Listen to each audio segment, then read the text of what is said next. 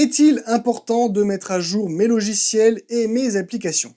L'informatique, que ce soit les ordinateurs ou les smartphones, font partie intégrante de notre vie et nous permettent de faire énormément de choses, ce qui fait que l'on se retrouve avec des dizaines de jeux, logiciels ou applications d'installer sur nos différents équipements, qui pour beaucoup sont mises de côté, presque abandonnés, sans même être mis à jour. Mais est-ce que c'est vraiment prudent de garder des applications, peut-être importantes, d'installer sans ces mises à jour?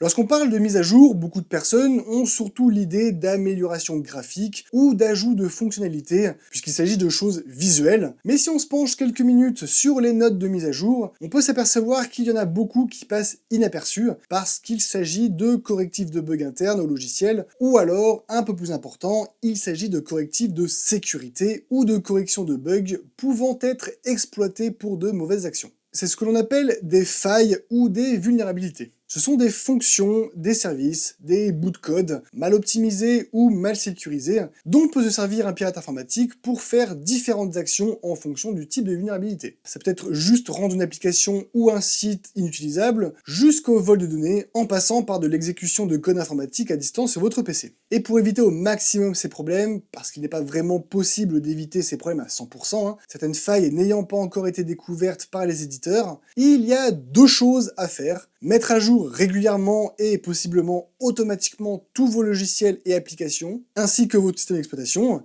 et supprimer ce dont vous n'avez plus besoin. Si ce genre de vidéo vous intéresse, n'hésitez pas à me partager vos sujets que je débunkerai ici, et surtout faites attention à ce que vous voyez sur les réseaux sociaux.